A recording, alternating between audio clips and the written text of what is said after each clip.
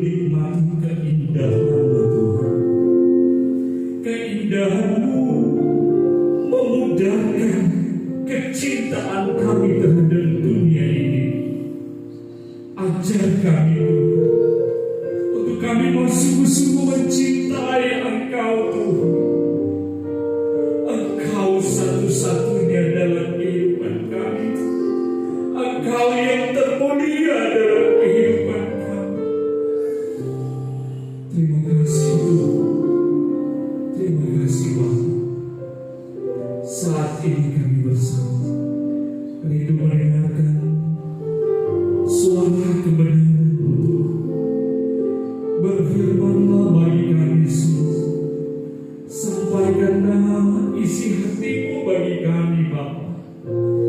Apa yang Engkau kehendaki untuk kami perbuat, apa yang Engkau kehendaki untuk kami tinggalkan dalam dunia ini, sehingga kami makin mengenal apa yang Tuhan kehendaki dalam hidup ini.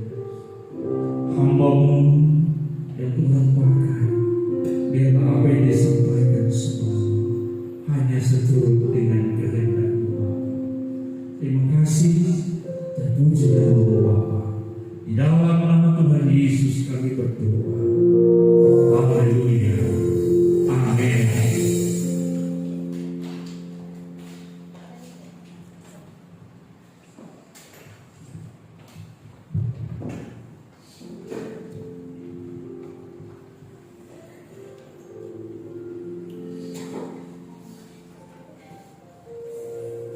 Bapak Ibu, saudaraku yang dikasihi dan diberkati Tuhan, mari waktu yang Tuhan berikan buat saya dan saudara hari ini kita gunakan dengan sebaik mungkin. Kita arahkan hati dan pikiran kita untuk mengetahui apa yang Tuhan kehendaki dalam setiap kehidupan kita. Karena saya percaya bahwa Tuhan mau berbicara tidak sama. Pasti Tuhan mau berbicara secara pribadi lepas pribadi buat saya dan saudara melalui kebenaran firman Tuhan yang akan kita renungkan bersama pada saat ini. Amin. Kita bisa mengetahui, kita bisa merasakan, menghayati hadirat Tuhan. Kita bisa mendengar suara Tuhan bila kita mau fokus hanya kepada-Nya. Kita mau mendengar apa yang Tuhan kehendaki. Sehingga mari dalam waktu yang Tuhan berikan, saya dan saudara boleh berada di dalam ruangan ini, kita manfaatkan dengan sebaik mungkin. Sehingga ketika kita kembali ada spirit yang baru, ketika kita kembali ada semangat yang baru, dan kita boleh mendapatkan kelegaan dan kesukacitaan satu-satunya hanya di dalam Tuhan. Amin. Bapak Ibu Saudara, kita hari-hari ini bergumul bahwa banyak orang yang mengaku percaya kepada Kristus tetapi tidak mengalami pertumbuhan. Banyak orang yang sudah mengaku mengikut Yesus, percaya Yesus, tidak mengalami pertumbuhan. Ada yang sudah sejak kecil dia mengaku percaya kepada Kristus, tetapi tidak ada pertumbuhan. Dan banyak juga orang yang mengaku Kristen, bahkan mereka yang sudah melayani puas dengan keberadaannya sekarang ini. Sudah merasa saya sudah worship leader, saya sudah sempurna di dalam Tuhan. Saya sudah menjadi pemain musik, saya sudah sempurna di dalam Tuhan. Bahkan saya sudah berdiri di mimbar seperti ini menyampaikan kebenaran firman Tuhan, saya sudah oke dalam itu. Stagnan, puas dengan keberadaan Tuhan. Ini menjadi pergumulan kita bersama, yang harus kita perkarakan pribadi lepas pribadi. Apakah kita sudah mengalami pertumbuhan di dalam Tuhan? Kalau kita mengalami pertumbuhan di dalam Tuhan, maka gairah untuk mencari Tuhan itu pasti selalu meluap-luap dalam kehidupan kita. Kalau kita gereja Tuhan mengalami pertumbuhan, maka kita percaya hari ini kursi yang ada akan terisi penuh karena ada kegairahan orang untuk datang mencari Tuhan. Tetapi permasalahannya, gereja Tuhan tidak bertumbuh. Kita kalah dengan tawaran tawaran-tawaran dunia ini. Maka Bapak Rohani kita, Bapak Pendeta Erastus Sabtono, terus mengajak semua warga gereja Suara Kebenaran Injil untuk kita mengalami progres, kita mengalami pertumbuhan di dalam Tuhan. Walaupun kita berada di tengah-tengah kehidupan yang tidak baik-baik saja, kita berada di tengah-tengah kehidupan yang kompleks dengan berbagai macam permasalahan dan tawaran-tawaran dunia yang mengkaburkan keyakinan kita, mengkaburkan keyakinan kita sebagai orang percaya. Sehingga karena tidak mengalami pertumbuhan, banyak kita datang ke gereja hanya formalitas, hanya untuk bisa dilihat oleh gembala, hanya untuk bisa dilihat oleh teman-teman yang lain bahwa hari Minggu kita datang ke gereja. Tetapi lepas dari hari Minggu kita di mana? Tidak mengalami pertumbuhan. Hari ini mari kita bersama mau merenungkan dan kita mau berjuang bersama sebagai orang percaya untuk mengalami progresivitas, mengalami pertumbuhan dalam kehidupan kita semua. Amin. Saya mau menyampaikan buat saya dan saudara, agar supaya setiap kita sebagai orang yang mengaku percaya kepada Kristus mengalami progresivitas. Nah, progresivitas ini dalam Kamus Besar Bahasa Indonesia dikatakan kemampuan bergerak untuk maju secara psikologis. Kemampuan bergerak untuk maju secara psikologis, bersifat kejiwaan atau berkaitan dengan jiwa dan pikiran. Ya, jadi bukan hanya isi luar kelihatan kita hadir rajin dalam ibadah, tetapi secara perasaan dan pikiran kita jauh daripada apa yang Tuhan kehendaki. Kalau hanya dari casing, hanya dari luar kelihatan kita bertumbuh rajin, spektakuler, tetapi ketika mengalami dinamika kehidupan hilang. Tetapi kalau kita mengalami progresivitas dari dalam, dari perasaan kita dan pikiran kita, maka tentu kita akan step by step akan menuju kepada arah kesempurnaan. Mulai dari masih bayi dia bertumbuh menjadi anak-anak, remaja, pemuda dan menjadi dewasa. Ada progres, ada perkembangan. Demikian pula kekristenan kita. Sudah berapa usia kita? Sudah berapa umur kita? Sudah berapa kita mengikut Tuhan? Berapa tahun? Sudah berapa progres kita? Perkembangan kita, mental kita, spiritual kita, ya, di dalam Tuhan. Nah, mari kita sama-sama mau melihat dalam Filipi 2 ayat 5. Kita akan lagi membaca Alkitab. Ada ayat-ayat, nanti saya akan minta bantuan dari Bapak Ibu Saudara sekalian untuk membantu membacanya. Filipi 2 ayat 5. Bolehkah saya minta partisipasi yang sudah mendapatkannya untuk bisa membacakan? Hendaklah kamu dalam hidupmu bersama menaruh pikiran dan perasaan yang terdapat juga dalam Kristus Yesus. Satu pesan firman Tuhan pagi hari ini buat saya dan saudara, hendaklah kamu dalam hidupmu bersama menaruh pikiran dan perasaan yang terdapat juga dalam Kristus Yesus. Ini pesan penting buat kita semua dalam satu kebersamaan yang ada dalam gereja Tuhan, gereja yang ada di tempat ini. Kita harus menaruh pikiran dan perasaan yang terdapat juga dalam Kristus Yesus. Kenapa? Kita tidak bisa pungkiri, akhir-akhir ini banyak komunitas-komunitas seperti ini yang mengaku komunitas di dalam Tuhan, banyak terjadi goncangan, banyak terjadi perpecahan. Kenapa? Karena salah satu tidak mengenakan pesan firman Tuhan ini. Kita hadir di tempat ini, saya melihat ya kan berbeda-beda. Dari warna kulit kita udah berbeda. Dari segi bahasa ada yang tadi ya, ada yang maaf kata ya, saya masih agak dialeknya ini agak sedikit meneduan ya. Tapi kan di sini ya ada Melayu, ada juga yang belum bisa berbahasa Indonesia. Itu dari segi itu kita udah berbeda.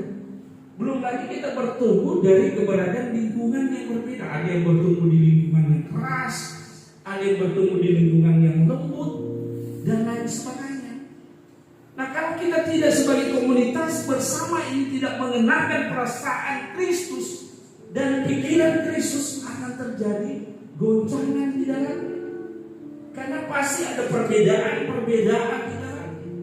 Perbedaan dari cara kita dari lingkungan kita bertumbuh. Ya, belum lagi dari segi berbicara strata dan lain sebagainya. Tetapi ketika kita berbicara dalam satu komunitas sebagai anak-anak Allah, kita harus mengenalkan ini, menaruh pikiran dan perasaan yang terdapat juga dalam Yesus Kristus, sehingga kita akan saling mengerti apa pikiran dan perasaan Yesus. Dia yang sudah rela datang ke dunia dalam kehinaannya. Dia menderita, mati di kayu salib untuk menebus dosa saya dan saudara. Amin. Pikiran dan perasaan, dia mau berkorban untuk umat manusia. Bagi kita yang tegak tengkuk, yang keras kepala, dan lain sebagainya. Kita lihat ada pertumbuhan. Pelayanan di tempat ini ada pertumbuhan. Sebagai komunitas yang ada pertumbuhan. Perbedaan pasti ada. Pendapat berbeda pasti ada. Karakter ini suka marah, ini suka lucu, ini suka diam, ini suka tersinggung. Itu semua ada. Tetapi mari kita setiap hari berusaha bertumbuh di dalam Kristus. Ada progres di dalam Kristus. Sehingga ketika yang tadinya orangnya suka marah, suka mau otoriter, maunya menang sendiri dan lain sebagainya, suka tersinggung, itu dengan sendirinya mulai dikesampingkan. Karena dalam komunitas bersama sebagai anak-anak Allah, kita mengenakan pikiran dan perasaan Kristus, sehingga kita mau saling menerima satu dengan yang lainnya. Amin. Ya. Bagaimana sekali lagi, bagaimana kita sebagai anak-anak Allah dalam persekutuan bersama, maka orang percaya harus menaruh pikiran dan perasaan yang terdapat juga dalam Kristus Yesus, atau mengenakan sikap yang dimiliki oleh Yesus. Sikap yang dimiliki oleh Yesus harus terpancar juga dalam kehidupan saya dan saudara dalam satu komunitas yang ada. Salah satu, Yesus itu adalah pengasih, panjang sabar, dan seterusnya. Ya. Itu harus dikenakan dalam kehidupan kita, sikapnya, kehidupannya, sehingga kita akan mengalami pertumbuhan, bukan kehancuran, bukan kemunduran. Amin. Bapak Ibu saudaraku yang dikasihi dan berkati Tuhan, Paulus mau menunjuk bahwa Yesus sebagai model atau prototipe sikap hidup yang harus dikenakan dalam hidup bersama dengan orang lain dalam satu komunitas. Jadi prototipe kita atau figur kita adalah Tuhan Yesus itu yang harus kita gunakan dalam kehidupan kita bersama dengan komunitas yang ada. Di luar dari pribadi kita, di luar dari lingkungan keluarga kita, dalam kebersamaan ini kita mengenakan Yesus itu sebagai prototipe kita, model kita yang utama.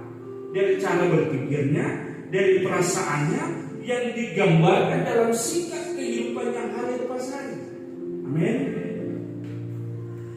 Tentu sangat beralasan kalau Yesus menjadi model yang harus diteladani. Kenapa? Karena sejak lahir sampai dibaptis sekitar 30 tahun, kesaksian Alkitab mengatakan, nah bisa dipastikan Yesus adalah orang yang memiliki perilaku elok. Amin. Yesus adalah orang yang memiliki perilaku elok dalam pandangan Allah dan pandangan sesama dalam hidup bersama dengan orang lain. Jadi suatu pribadi, kenapa Paulus juga menggambarkan bahwa Yesus itu satu-satunya kita menjadi model utama. Karena kesaksian Alkitab dia sejak lahir sampai dia dibaptis 30 tahun, kesaksian Alkitab dia adalah orang yang elok dalam pandangan Allah dan pandangan sesama. Saya percaya setiap kita merindukan kita dalam pandangan Allah, kita adalah orang yang elok. Dalam pandangan sesama, kita adalah orang yang elok, orang yang baik, orang yang bisa diterima. Jangan sampai dalam pemandangan teman-teman kita menjadi orang yang suka menjadi batu sandungan. Ya.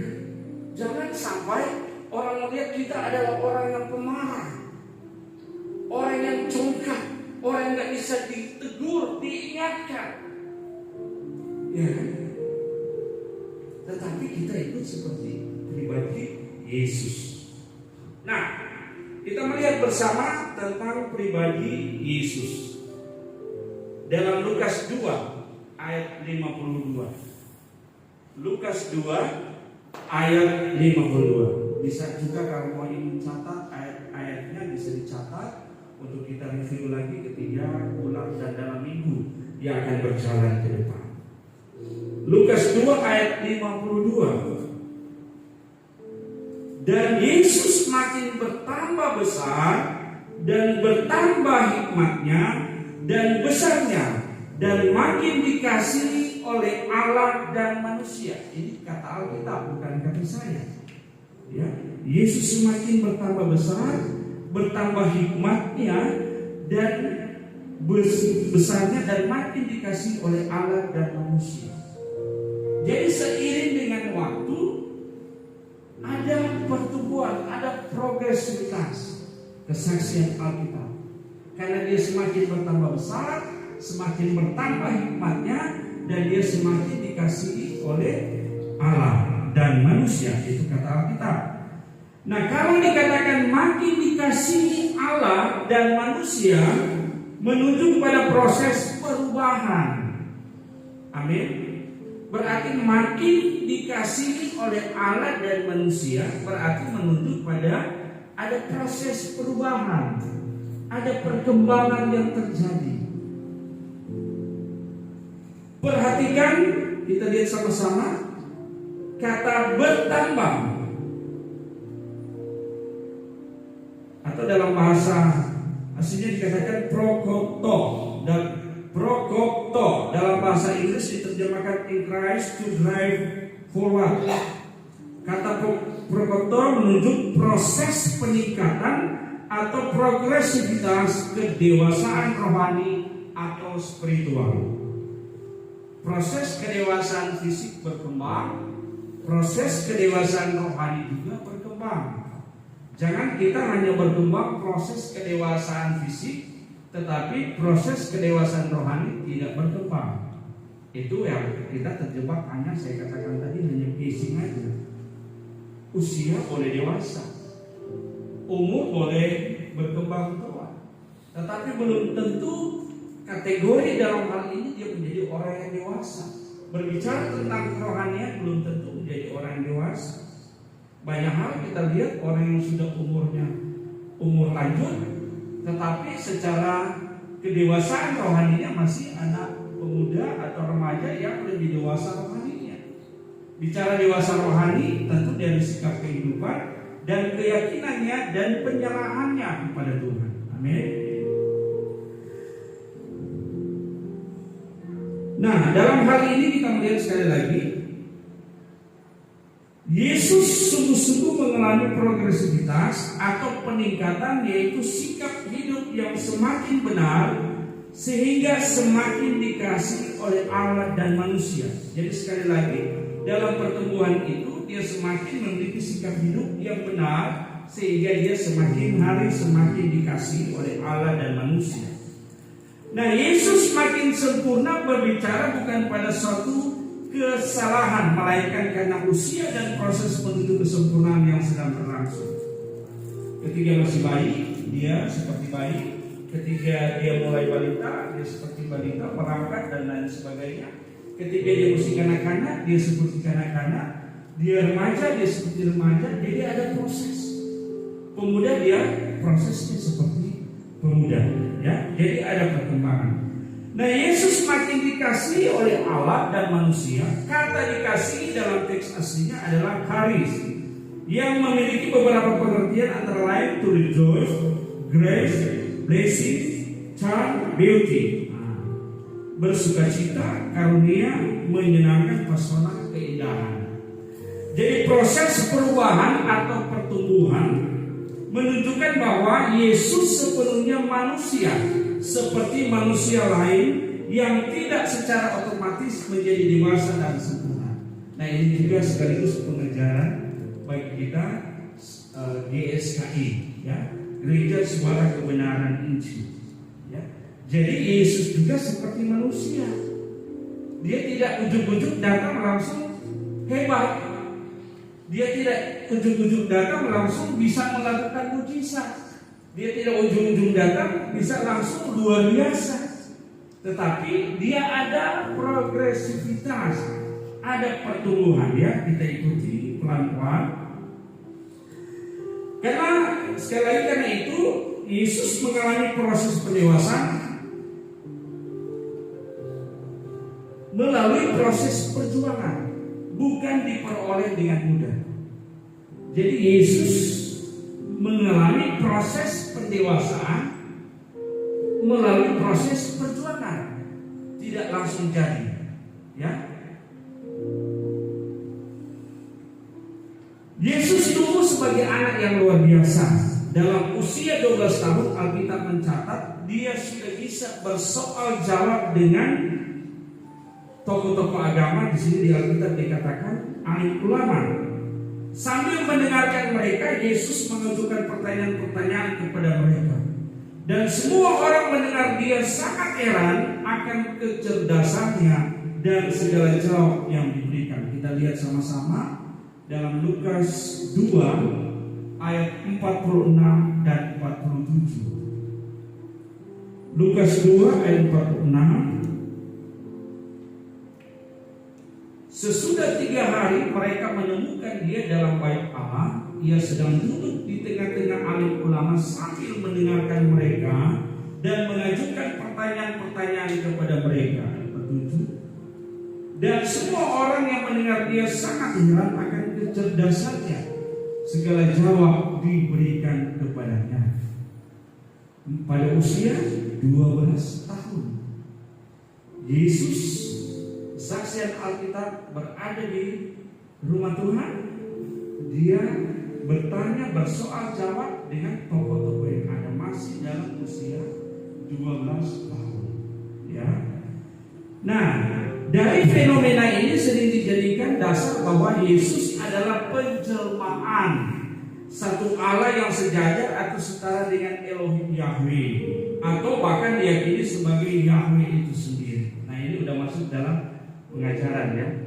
Jadi kita bisa jangan salah memahami. Kalau belum bisa paham, nanti bisa tanya ke Ibu Gembala, ya. Nanti Ibu Gembala tambah jelaskan buat kita semua. Jadi secara otomatis atau spektakuler dan adikodrati di luar kodak, Yesus menjadi cerdas dengan sendirinya. Banyak orang kan seolah-olah pemahaman seperti itu, ya. Nah, nanti kita akan bahas kenapa.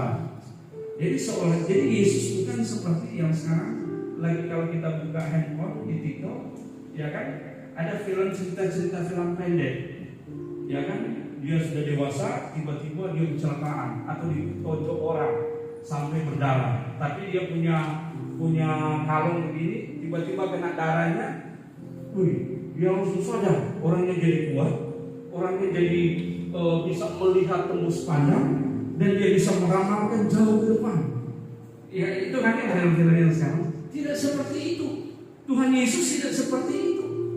Jadi bukan berarti ketika dia datang dia langsung hebat seperti yang film-film pendek itu yang ada di handphone kita sekarang ini yang bisa kita lihat. Enggak seperti itu.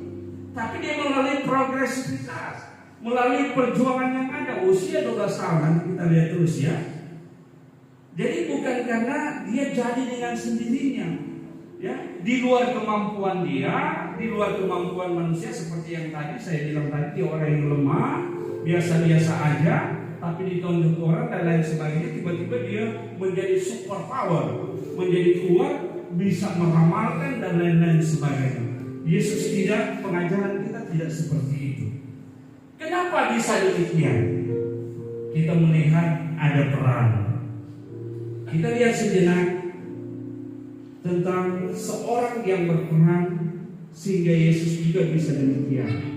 Siapa dia? Dia adalah Maria, ibunda dari Yesus.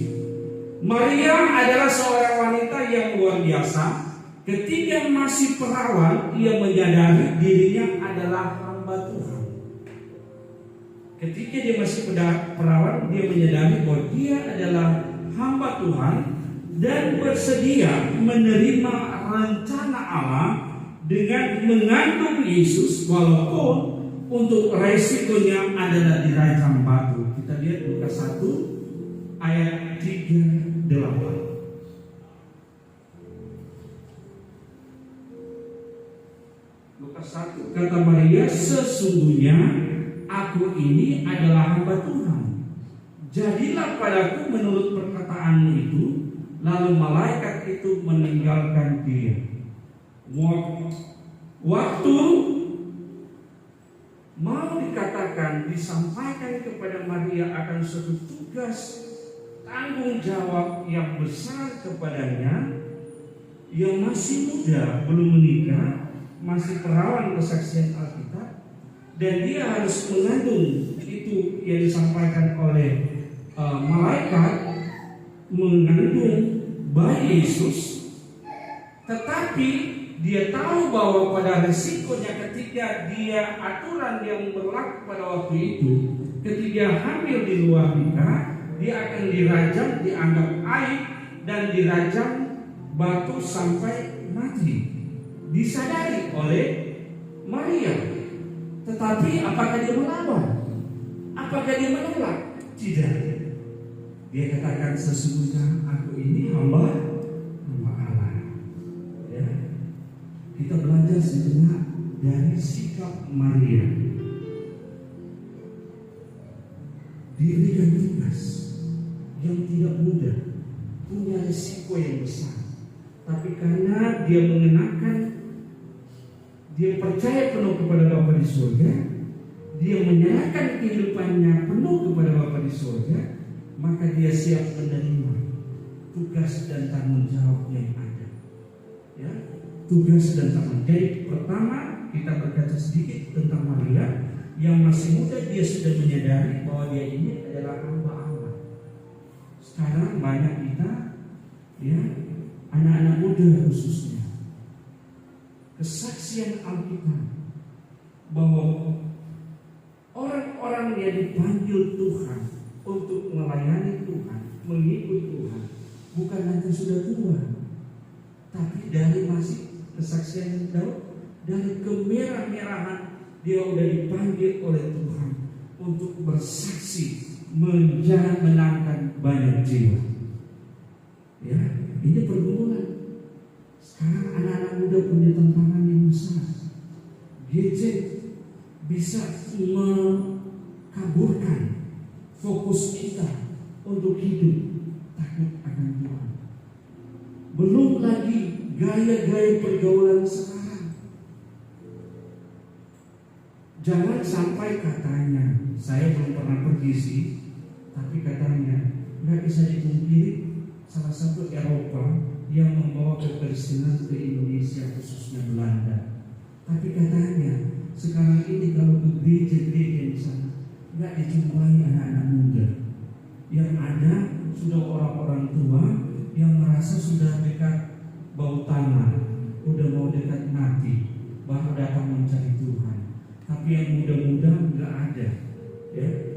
Dia nggak tahu. Emang dia menentukan hidup dia. Mau tua, mau muda, mau anak-anak. Kalau Tuhan bilang sekarang selesai, pulang. Pertanyaannya anak-anak muda, jangan merasakan kami masih muda, nantilah kami hebat dulu, kami bisa dulu, baru kami cari Tuhan, baru kami dekat Tuhan. Apakah Anda tahu kehidupan Anda 1-2 jam ke depan? Kita nggak tahu. Ada sehat-sehat teman-teman tiba-tiba keluar begini, nggak nyangka-nyangka tabrakan, selesai. Sudahkah kita bertemu dengan Tuhan? Karena kita harus tahu bahwa kehidupan akhir hanya 2, nggak ada banyak pilihan. Surga yang kekal atau neraka yang kekal. Usia kita kata Alkitab di bumi ini 70 tahun. Kalau kuat 80 tahun, lebih dari itu penderitaan. Karena Bapak Ibu kita bisa capai berapa tahun? 80 tahun, 90 tahun. Perjalanan itu. Tetapi sesudah balik itu yang kekal. Kalau surga kekal bukan hanya 80 tahun, lebih daripada itu. Kalau neraka lebih daripada itu. Enggak 10 tahun, enggak 5 tahun, tetapi kekal berseterusnya. Kita harus memperkarakan ini dan kita harus ngambil keputusan untuk mau progres. Kita kembali lihat Maria yang masih muda. Dia mau memberi diri, siap menerima beban, siap menerima tugas, tanggung jawab yang dipercayakan Tuhan. Sehingga melalui Maria ini, sehingga kita semua, saya dan saudara, yang dipakai oleh Tuhan kita dan saya dan saudara, kita boleh mengalami keselamatan melalui putranya Tuhan kita Yesus Kristus. Melalui saudara, kalau Anda mau sungguh-sungguh siap menerima, ya Tuhan, sesungguhnya aku ini hamba Tuhan, maka keluargamu akan dipulihkan. Melalui engkau keluargamu akan dipulihkan. Melalui engkau teman-temanmu akan dipulihkan. Melalui engkau orang-orang yang kau cintai akan dipulihkan. Ketika engkau menyadari sesungguhnya aku ini hamba Allah, aku siap walaupun harus mau sampai di raja dengan batu. Zaman sekarang tidak seperti itu, kan? Tetapi kita akan bicara perasaan kita, akan merasa tersakiti, akan terasa ditinggalkan dan lain sebagainya. Tetapi saya percaya Tuhan tidak pernah meninggalkan kita. Amin.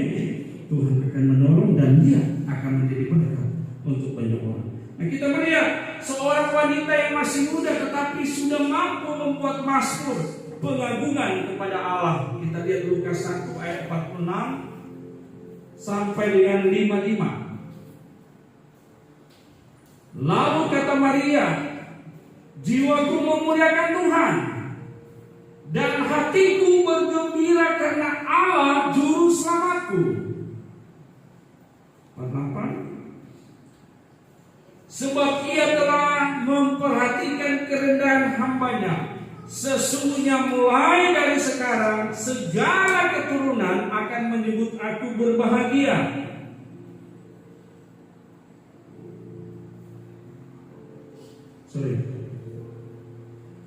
Lukas 1 ayat 46 sampai 55. Ya, karena Yang Maha Kuasa telah melakukan perbuatan-perbuatan besar kepadaku dan namanya adalah kudus.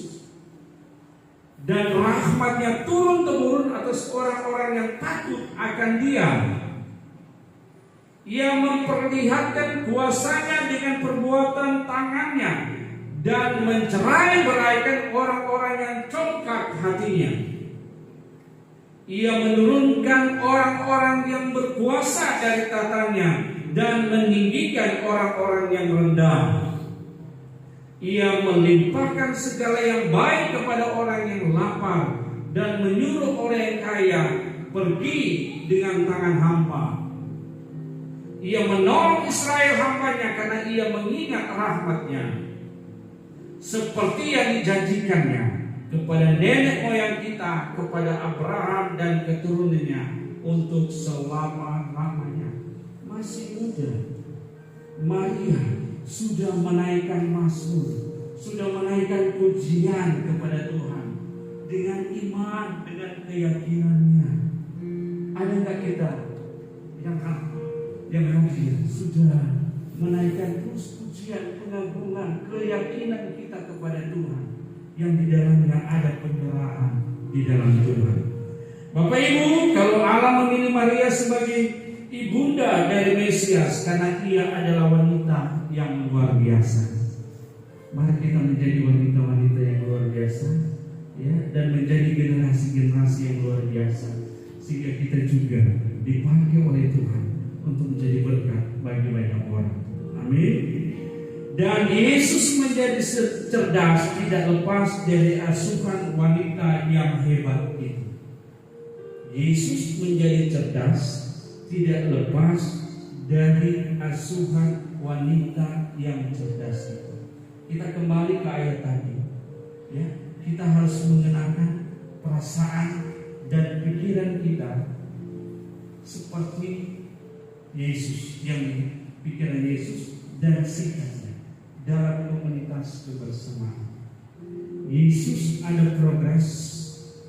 Yesus tidak jadi dengan sendirinya, tetapi juga dia ada ibunya Maria. Dalam komunitas gereja ini, kita tidak lepas, saya katakan tadi, perbedaan-perbedaan yang ada. Semua ada waktu. Kalau kita mau sungguh-sungguh dengan Tuhan, kalau keinginan kita, kalau harapan kita belum tercapai, nggak usah kita gontok-gontokan. Kita serahkan semuanya kepada Tuhan. Dan harus yakini bahwa ketika Anda berada di tempat ini pada saat ini, tidak secara kebetulan. Tidak ada yang terjadi di bawah kolong langit ini secara kebetulan. Baik itu peristiwa suka maupun peristiwa duka, semua dalam kontrol Tuhan. Sehelai rambutmu pun jatuh, Tuhan tahu, bukan Tuhan tidak tahu.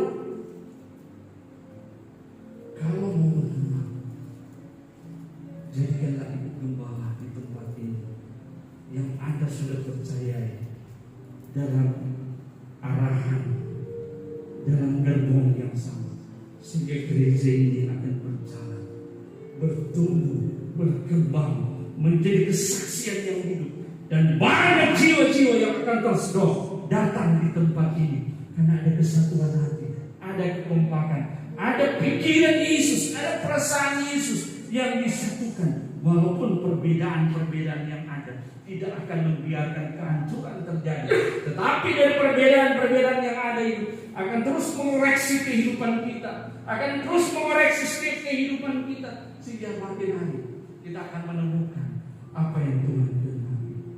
Waktu Tuhan bukan waktu kita, tetapi waktu Tuhan selalu indah adanya. Tuhan melihat hatimu, engkau menginginkan Tuhan, aku mau semua.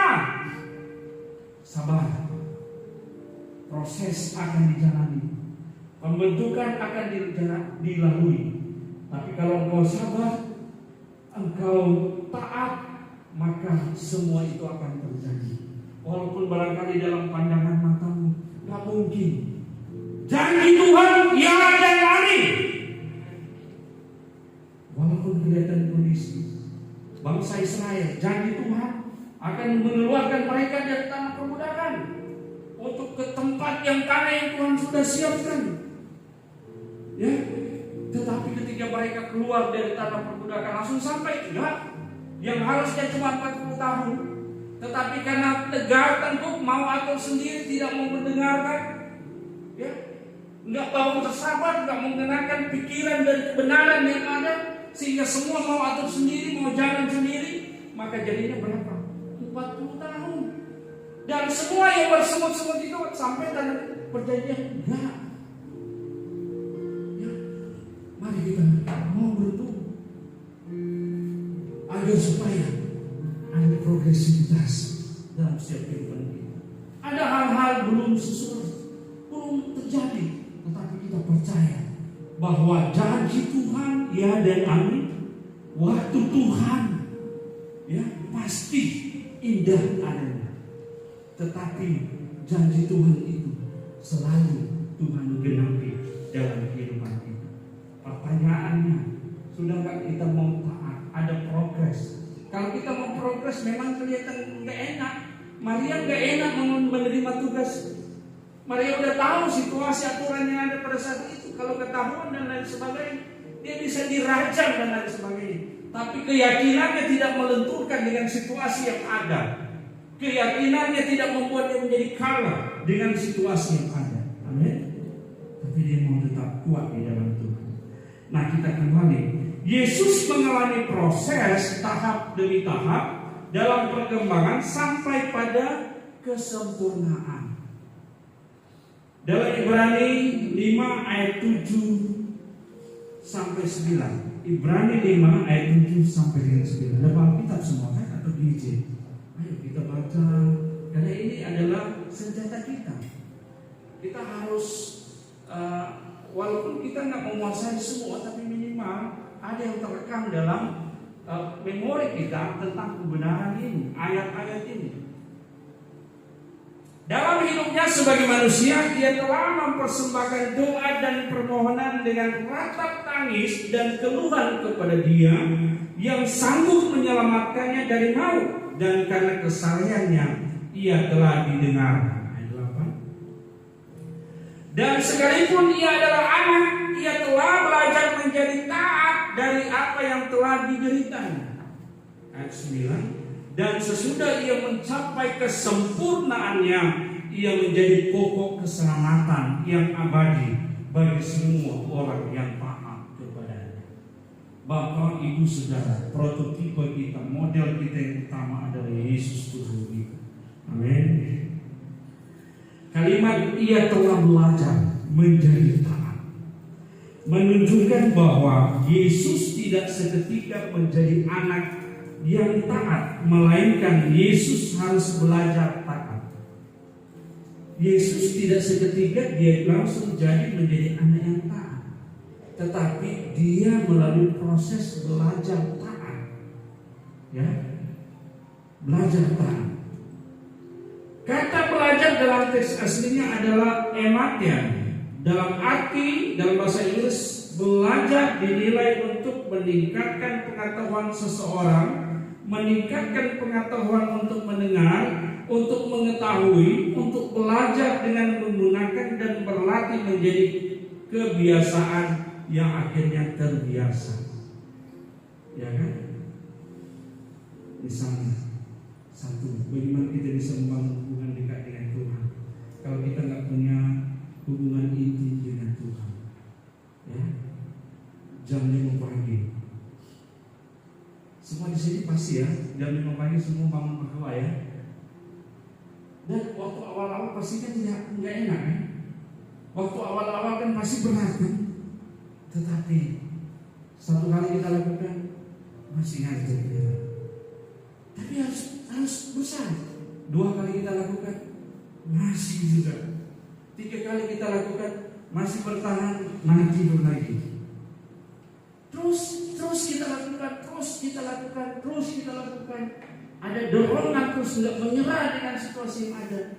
Maka pada saat itu, sesudah kita bisa melewati, kita sudah terbiasa dengan hal tersebut. Jangan kita terbiasa dengan hal-hal yang tidak benar. Yang tidak benar kan itu kan, malas juga, ngantuklah, ya kan? Kebiasaan itu kan santai aja, ya kan? Kita mau selamat, tetapi santai-santai aja. Ya, kita mau ke surga, ke langit baru dan bumi yang baru, tapi kita tidak mau membiasakan diri kita untuk hidup benar, hidup intim, dan terus mau mencari tahu apa yang Tuhan kehendaki. Kita harus memaksa diri kita. Bapak Ibu, saya mengatakan kalau kita lemah dengan diri kita, maka dia akan keras terhadap diri kita. Tapi kalau kita keras dengan diri kita, maka diri kita akan menjadi lemah. Contoh saya mau katakan, Bapak Ibu, kalau kita nggak keras, misalnya kita ada 2 pagi jam 5, ya kan? Yang harusnya itu sudah bukan menjadi program, tapi harusnya itu menjadi kebutuhan kita, ya kan? Untuk kita harus lakukan, ya. Tetapi misalnya gini, wah saya karena kecapean, ya kan? Kita aktivitas sampai jam 1, jam 2 malam. Tapi kalau Bapak Ibu mulai dari muda sudah coba terus melakukan dan itu ada dorongan dari dalam, ya. Biasanya kan kalau awal-awal kita harus pasang waker kan, harus pasang waker untuk mengikat. Tetapi kalau Anda sudah terbiasa, coba dicoba ya. Kalau udah terbiasa nggak perlu dengan sendirinya tubuh Anda, diri Anda itu akan bangun pada jam itu walaupun Anda tidur jam 3. Karena memori itu, kebiasaan itu sudah tertanam seperti itu. Sesibuk-sibuk apapun Anda di jam itu, karena dari awal sudah bangun dipaksakan Anda keras dengan diri Anda, maka diri Anda akan menjadi lembut, akan nurut, sehingga pada nggak perlu wake di jam 5 pun Anda bisa bangun. Tapi kalau Anda belum lah, udah jam 6, udah harus beraktivitas dan lain sebagainya, terus dibiasakan itu, ya akan mungkin jadi. Tapi kalau sebaliknya Anda biasakan, saya harus berjuang, memang gak enak. Maria untuk menerima tugas itu gak enak. Dia sudah tahu dia akan diraja dan lain sebagainya, tapi dia siap. Nah, kita kalau mau terima komitmen itu jam 5 kita bangun komunikasi hubungan dengan Tuhan, gak enak, masih ngantuk, masih mau, apalagi kalau hujan dan lain sebagainya, ya kan? Tapi kalau kita mau berkomitmen, kita mau, Tuhan, aku ini hamba-Mu, maka pasti itu akan bisa dan itu akan menjadi kebiasaan kita, ya, dan kebiasaan yang baik. Amin. Jika demikian, tidaklah fair atau tidaklah adil kalau orang percaya harus meneladani Yesus untuk serupa dengan Dia, sementara Yesus mengenakan kealahannya, sedangkan orang percaya tidak memiliki kealahan seperti itu.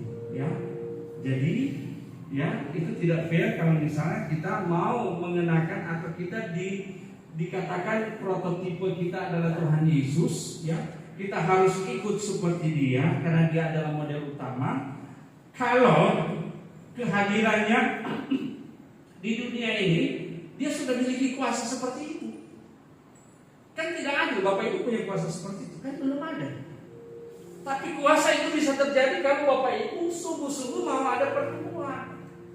Tuhan Yesus ketika datang ke dunia ini, ya, ketika Dia mau terangkat ke surga, Dia sampaikan kepada murid-muridnya bahwa kalian bisa melakukan lebih dari apa yang sudah Tuhan Yesus lakukan.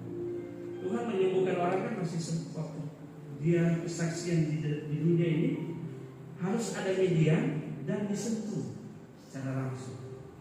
Tetapi ketika Tuhan Yesus terangkat ke surga, apakah murid-muridnya nggak bisa melakukan apa yang Tuhan Yesus lakukan?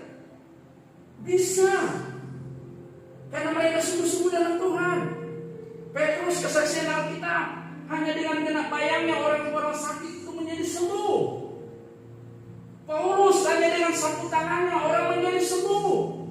Apakah itu kita tidak bisa lakukan? Mujizat itu tidak bisa terjadi dalam kehidupan kita.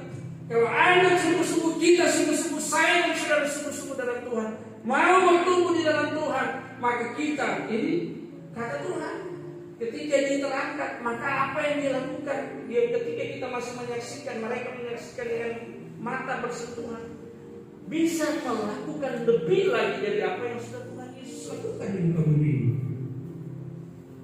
Hari ini, kalau kita mau terjadi pergerakan di tempat ini, mari kita mau ambil komitmen, mau bertumbuh di dalam Tuhan. Amin. Kita mau sungguh-sungguh di dalam Tuhan. Ya, jadi ini sudah juga masuk pengajaran. Saya mengatakan bahwa saya dan saudara bisa. Apa yang diperagakan oleh Tuhan Yesus, saya dan saudara juga bisa. Kita bisa juga kan? Kita tak mungkin langsung sempurna, tapi kita harus progres. Ada pertumbuhan. Kesaksian Alkitab, Yesus juga mengalami progres, pertumbuhan yang Dia dilatih, dibimbing oleh ibunya Maria, yang pintar, yang cakap, yang dari muda sudah memberi diri takut akan Tuhan. Nah, Bapak Ibu Saudara berada di komunitas yang tepat, ada ibu gembala dan tim yang ada. Percayakan, gunakan pikiran dan perasaan Yesus. Perbedaan-perbedaan yang ada kita satukan, ikut arah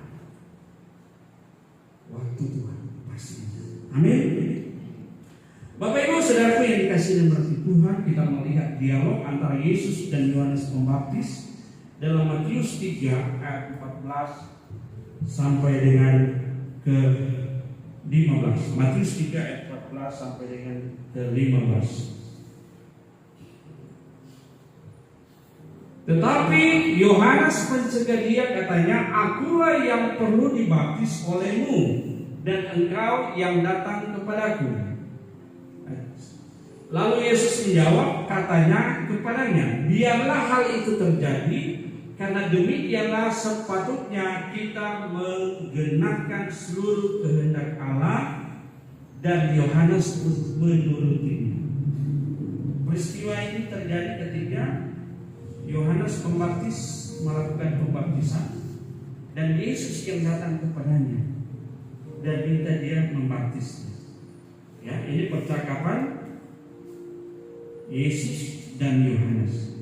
Tetapi apa kata Yesus? Katanya, biarlah hal itu terjadi, karena demikianlah sepatutnya kita menggenapkan seluruh kehendak Allah. Jadi bukan kehendak Yesus, tapi kehendak Allah. Amin. Sekali lagi, bagaimana Yesus berusaha menggenapi kehendak Allah. Kalimat biarlah hal itu terjadi, karena demikianlah sepatutnya. Dalam teks aslinya terdapat kata prepo, artinya untuk mencocokkan atau meletakkan pada proporsinya.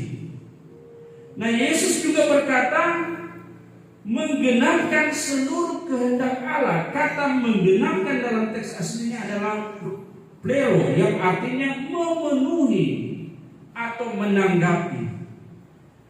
Nah, Bapak Ibu, kata ini juga muncul di Matius 5 ayat 17. Di situ tertulis, janganlah kamu menyangka bahwa aku datang untuk meniadakan hukum Taurat atau kitab para nabi. Aku datang bukan untuk meniadakannya, melainkan untuk menggenapinya. Kata menggenapi dalam teks ini juga menggunakan kata plero, yang berarti menyempurnakan. Jadi Tuhan Yesus datang bukan untuk menghilangkan atau meniadakan, tetapi dia datang untuk menyempurnakan. Ya. Nah, dari hal ini kita menemukan bagaimana Yesus berusaha untuk memenuhi kehendak Allah secara proper atau secara benar dan ideal. Yesus bukan hanya menambahkan jumlah butir hukum-hukumnya, melainkan juga memberi pengertian mendalam yang bersifat batiniah dan mengenakannya dalam hidupnya sendiri dengan sempurna agar dapat menjadi teladan bagi umat pilihan. Kalau Yesus mengajar untuk mengasihi musuh, Matius 5 ayat 43 sampai dengan 44, kata Yesus sendiri harus melakukan atau mengamalkan apa yang diajarkannya. Jadi sekali lagi, ketika Yesus mengajarkan tentang mengasihi musuh, maka dalam Matius 5 ayat 43, kamu telah mendengar firman, kasihilah sesama manusia dan bencilah musuhmu. Selanjutnya, tetapi aku berkata kepadamu, kasihilah musuhmu dan berdoalah bagi mereka yang menganiaya kamu. Ya kan? Disampaikan kamu telah mendengar apa tadi?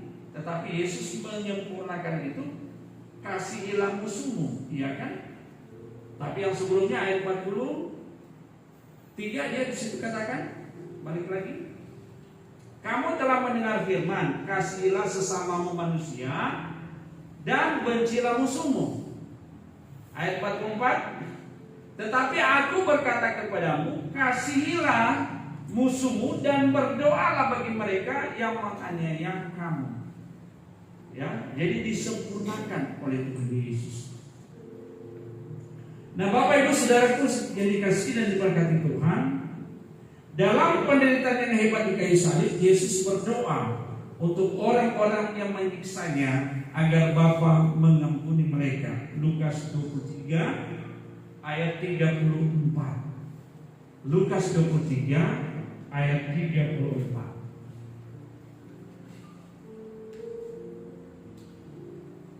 Yesus berkata, ya Bapa, ampunilah mereka, sebab mereka tidak tahu apa yang mereka perbuat, dan mereka membuang budi untuk membagi-bagikannya.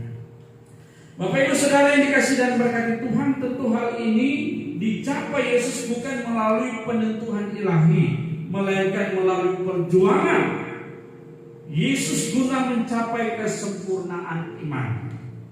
Ya, jadi itu melalui proses perjuangan. Saya mau sampaikan buat saya dan saudara, mari terus kita merenungkan dan model yang utama, kita terus meletakkan pikiran dan perasaan kita hanya kepada Yesus Kristus yang nantinya tergambar dalam sikap dan tingkah laku kita, dalam komunitas yang ada dan dimanapun kita berada. Alkitab juga mengatakan bahwa Yesus belajar dari apa yang dideritanya. Kita lihat dalam Ibrani 5 ayat 7 sampai dengan 9. Ibrani 5 ayat 7 sampai dengan 9. Dalam hidupnya sebagai manusia, ia telah mempersembahkan doa dan permohonan dengan ratap tangis dan keluhan kepada Dia yang sanggup menyelamatkannya dari maut, dan karena kesalehannya ia telah didengarkan. Lanjut. Dan sekalipun ia adalah anak, ia telah belajar menjadi taat dari apa yang telah dideritanya. Belajar menjadi taat dari apa yang dideritanya.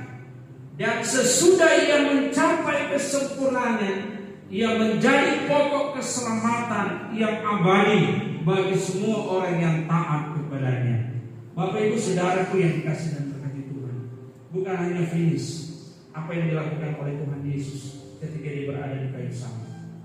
Saya dan saudara harus meneruskan. Makanya kita harus menempatkan Yesus itu sebagai model utama kita. Karena Yesuslah saya dan saudara diselamatkan. Karena Bapak Ibu Saudara sekalian, keluargamu diselamatkan. Karena Bapak Ibu Saudara sekalian, ya, orang-orang yang kau cintai dipulihkan, dimenangkan.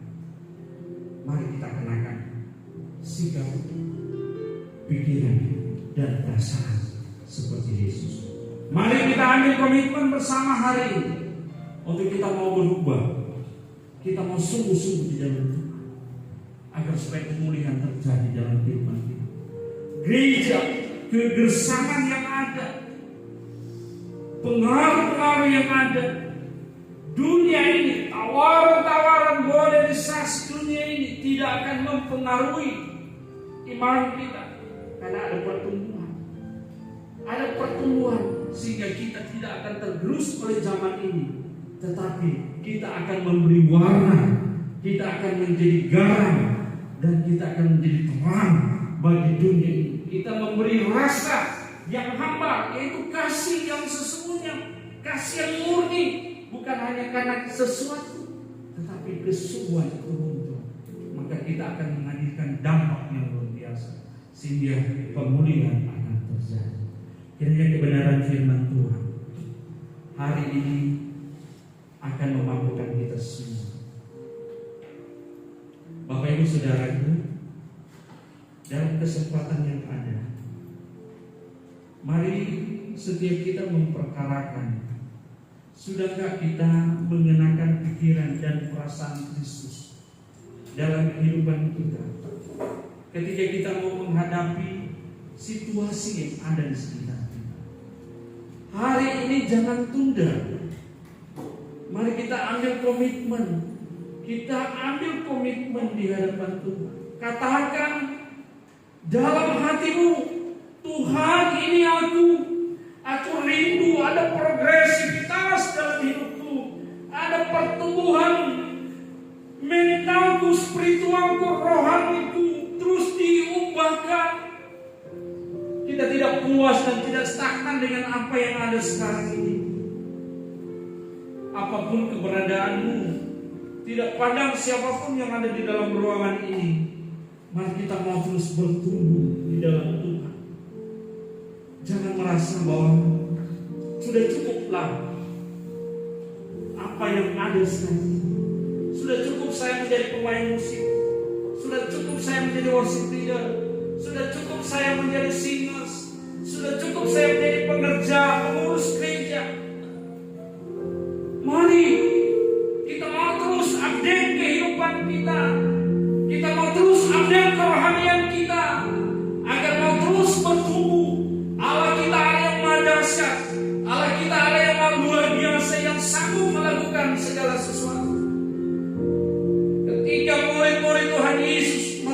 hal-hal yang luar biasa spektakuler. Karena mereka mau hidup sungguh-sungguh di hadapan Tuhan. Kita merindukan gereja Tuhan boleh dipulihkan. Kita mau merindukan gereja ini, jiwa-jiwa boleh banyak datang terpanggil datang di tempat ini untuk dimuridkan. Tapi kita juga harus mengalami proses pertumbuhan. Sehingga ketika orang hadir datang di tempat ini, mereka merasakan suasana yang berbeda. Mereka boleh merasakan atmosfer yang berbeda. Ada atmosfer ilahi yang berada di tempat ini. Sehingga ketika mereka datang dengan berbagai macam beban pergumulan hidup, permasalahan hidup, mereka boleh kembali dengan kekuatan yang baru, semangat yang baru, sukacita yang baru, dan mereka boleh memuliakan Tuhan. Terima kasih banyak Bapak. Kami berdoa Bapak buat setiap yang hadir bersama. Tuhan melihat setiap pergumulan yang mereka alami, beban pergumulan yang mereka alami Bapak. Hamba berdoa Tuhan, bagi mereka diperhadapkan dengan masalah kehidupan pribadi mereka, keluarga mereka, Tuhan tolong. Tuhan berikan kekuatan, kemampuan, dan ini adalah jawaban Tuhan bagi kami semua.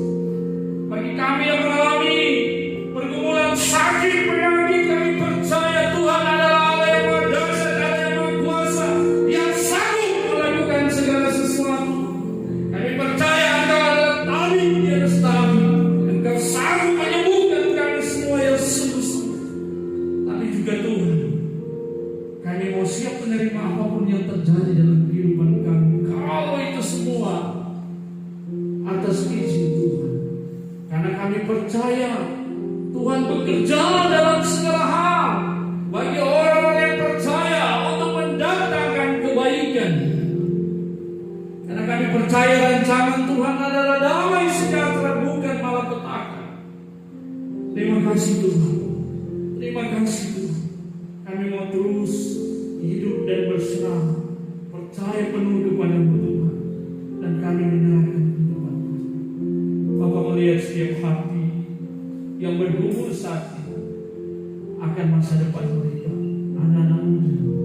Tuhan berkati sehingga anak-anak muda di tempat ini boleh memiliki kegairahan yang baru di dalam Tuhan, agar supaya mereka akan terus bergairah untuk datang mencari Tuhan, bergairah untuk menyampaikan kabar sukacita bagi setiap orang, sahabat mereka, teman mereka, tetangga mereka, sehingga kabar sukacita boleh disampaikan dari tempat ini. Nama Tuhan dipuji dan dimuliakan. Dari tempat ini kebenaran-kebenaran Tuhan disampaikan, dan kemerdekaan yang Tuhan sudah berikan buat setiap kami benar-benar digunakan dengan sebaik mungkin untuk hormat dan kemuliaan nama Tuhan. Terima kasih banyak Bapak. Terpujilah nama-Mu. Suara manusia sudah boleh berhenti, namun kami mau berdoa, Roh Kudus sudah bekerja mengartikan hal-hal yang kami mengerti saat ini, sehingga kami boleh mengerti maksud dan rencana Tuhan dalam setiap kehidupan kami. Terima kasih banyak Bapa. Di dalam nama Tuhan Yesus Kristus, Tuhan dan Juru Selamat